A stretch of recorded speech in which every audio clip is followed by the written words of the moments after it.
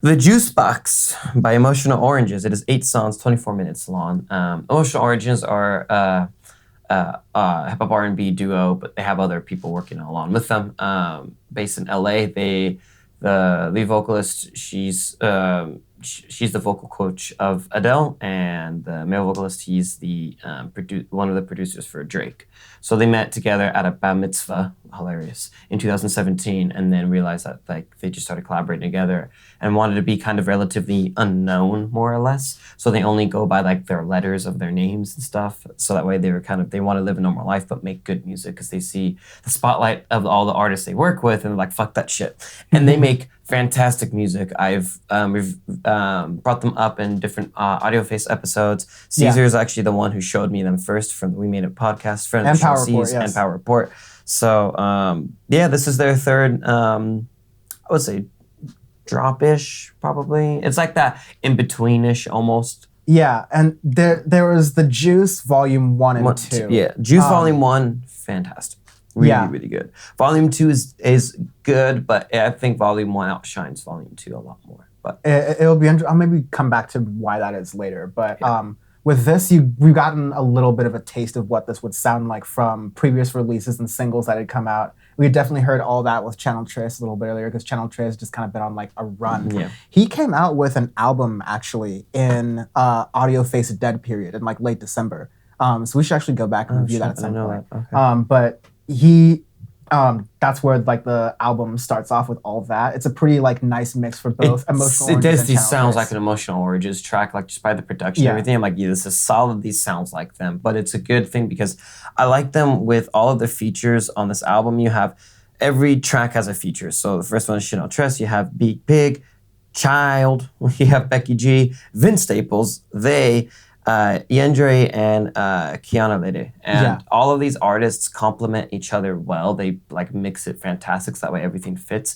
but then still fits within an Emotional Oranges, like within their own sound and everything too. Because like, for example, I kind of get, especially with Emotional Oranges sound, more on that in a bit. And with Channel Tres, a lot of the songs he's worked with, he blends really well with Emotional Oranges so well. So like, I'm thinking of a song Recap that Channel Tres did with Keto and Van Jess that we reviewed earlier this year that has a kind of similar vibe to it, but Emotional Orange's spin on it is very much their own. It's a lot bassier, it's a lot heavier and grittier the way they recorded it. It's got like a lot more like intonation with what they're doing. I'm definitely like that with their sound. And yeah, every person on the record, they fit so nicely with what Emotional Oranges are doing. It just feels complimentary. Yeah, and the thing with them too is that they're expanding on their sound too, because before they were kind of like experimenting here or there, but then that was my issue with Volume 1 and Volume 2. Volume 2 kind of just a little bit more off of Volume 1, so that's why I felt a little bit more stagnated compared to, Volume 2 compared to Volume 1. And with this, because now they're going out with different artists, now they're really getting into that R&B sound, and it's just fantastic because out of a genre that is pretty crowded and there's a lot of different good and bad in this R&B neo-pop space. Yeah, exactly. There's a lot in there. This is they still make really, really good tracks. Example, like Body and Soul, right after all that, it's like solid right into that chill funk beats, and you just get in there, you want to dance and groove. The nice thing I like too is every track is pretty short. They're all like, the longest track is the Back and Forth of Vince Staples. It's only 3 minutes, 22 seconds. So that was my issue with some of the neo-pop stuff we've heard earlier this year, is that sometimes they could really drag on, or the tracks can get a little bit long. And with a beat that's, either like oversimplified, or so that they're fairly repetitive. Exactly, gets a bit too repetitive after a while. I think that's like a remnant of previous R&B. The songs would be like slower and like 4 minutes long because like Usher was letting it burn somewhere, right? Like that used to be kind of like the thing, but now songs are like shorter, and as you were mentioning in like the preamble of this review, these people really know like song production, music production down to a science. They're like, let's keep these things 3 minutes or less. Let's get like right to the point, hook, line, and sinker, in the sense that the hook is very much the beginning of the song. Yeah, you get the idea because you like that sound. These are really good sounds and grooves the way you've got, and you move into it. You get songs like Bonafide, Down to Miami with Child and Becky G. Becky G, we've also done as a lot of like features here and there as like a Latin artist, killing it really nicely. It's really and good. Fits really well into the song. It fits fantastic. Like the Latin vibes in Down to Miami is fantastic. I love Yeah. how it's Spanglish, so it's hilarious.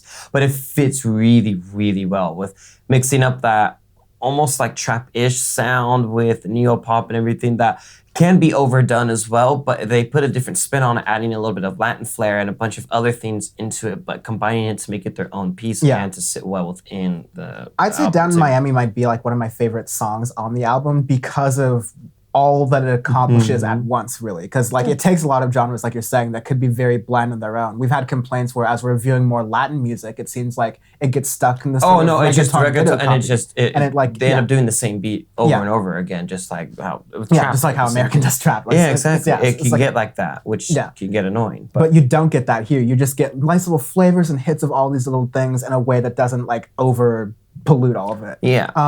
My complaint with the album is that like Emotional Oranges, it's a trap a lot of bands get into. They have a sound, and when you're listening to a lot of those songs in succession, you get very like trapped in that sound. You want something to seem a little bit different. Like you want them to try like, it seems like, and it fits together cohesively as a drop in the sense that it feels like all these songs come from similar sessions and they got together with the same instruments. But it's like, let's change some of the instruments around. Let's change some settings on the instruments. Let's just make some of these songs still sound cohesive, but explore them out individually a little bit more. Yeah, I agree in that way too.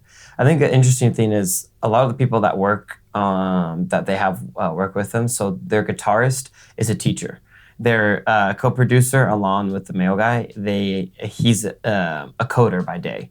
So it's like these people all have their own day jobs and all other thing, and then they come by and this is their Audioface. This is their side project and stuff. And it's fucking great and so much better than all these other artists that come out and do this as like their whole trade and everything in their life. Yeah, it is kind of amazing. It's crazy like this is their side thing in a way. Yeah. And that's how good they are. Again, even like with back and forth with Vince Staples, I could get to that point too where I really liked it. I liked the little bit quicker beat and everything. I think Vince's part was a little underwhelming and understated. I wanted a little bit more from his part, but I think that's probably stylistic choices from Emotional Oranges. Yeah, and a note about Vince Staples, like he's a good artist and like we like him a lot, but like our criticism of him as well is that like in moments where he sort of has to branch out from what he's doing, he hasn't seemed like he has like the strongest foundation out there yet. And I'm really excited to see he's apparently got an album or two coming out within the next year or so. And he'll be exploring that. Apparently the albums are going to be like more introspective into himself as a person, this like shell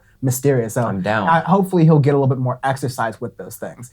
And this is pretty good right here. Vince Staples manages to like be, self-referential and understanding that like he doesn't want to sound like another even like love song on this. Like that's really good. I like that. It just feels like he can do a little bit more with this like practice. Yeah, he just has to get more confident in it, more or less. Whereas they, on the next track on Lock It Up, they've done so many of these trap and B style songs, R&B style songs, they just knock it out of the park. They kill it and they feel like part of Emotional Oranges. Like Emotional Oranges and they could be a super group together and they could kill it. Yeah, exactly. And I really like Lock It Up. That's probably my favorite on the album because this is like my top of the neo-pop trap and B genre to me. This is like what you get if you really mix it up. And it's just fantastic. Last two tracks, No Words and Give Me Up, also are pretty good, but those ones were felt like a little understated to me compared to the rest of the album, but they're still quite good as well. Yeah. Now, going back to your previous scene, I do want them to branch out a little bit more, try different things, but they are slowly changing it up as well. Like compared to their first two works, Volume 1 and Volume 2, that they are getting better, they are improving. So it's a slow process with it. So I'm confident that they will keep improving. I'm glad that what they did with this project, that it's short, it's crisp, and gets to the point, because everything is cohesive, it's great. Yeah, all the features match up perfectly, which is very, very hard to do, especially with all of the star power that is in this album. But it's good. I like this record a lot. Artists, ask your label if a drop is right for you, honestly, because like having a structure where you don't have to like fill out an album, you're not getting a bunch of filler. You're not getting a bunch of filler where you're just like literally legally I have to put this in here. Yeah. It's not necessarily it's like I'm just trying to push up to 40, 45 minutes. Because I need to do this. Like, when if you don't have it there, they're not really pressured to do that. They're like, we just like making this shit for fun. Yeah, it's great. And it's really damn good. Yeah. Arbitrary scale. We do arbitrary scales on Audioface because every other music publication does like a regular scale. They put so much effort into doing this regular scale, and then every single week they butcher and botcher it. Botcher, and that's a new word. They botch it so badly, and don't even really tie to the actual meaning of that scale. So we just give up to begin with. We pick a new scale every week, and the scale doesn't really make sense on what's better and what's not or worse. We just go into it. And we just make some random shit because it doesn't matter. This week, it is poisonous chemicals that are no longer allowed to be used when you build. There's a whole list of things from, asbestos to PVC to hydrochlorofluorocarbons. Shout out Australia. So we can get all in there. I'm saying this is a solid lead to your paint, because like added lead to your paint just makes it so much better, right? Like the lead paint they don't make it like that anymore, dog. Like you put that on a house, it's just it's good. When you're huffing lead paint, it just hits different. Exactly, when just like you 10 years later when you are apparently more likely to be violent because of what lead does. You get like King Henry VIII lead poisoning. Yeah, I'm gonna do. Here's a fun Audioface one. I don't even know how to pronounce this. Please undo, because that's a Phtalates? I'm not sure what that word is. Phtalates? But that sounds like it's... Ladle. Phtalates. I'm not sure what it is, but it sounds pretty dangerous. Let's Google it right now. It's a group of chemicals. They're called plasticizers, and they make plastics more durable. I know plasticizer, yeah, because they make you can make it for not being so rigid. Yeah. You can use some of them, and sometimes they're in hair products and soaps and shampoos and vinyl flooring. Yes. But you want to. That's why you want organic. That's why you want organic hairspray and organic soaps and stuff, because of the stuff they put in there to make it less rigid. Yes. Because of the bottles and stuff. Yes. We teach a lot on Audioface, actually. Just not just music. It's culture. It's lifestyle. It's wellness. Culture.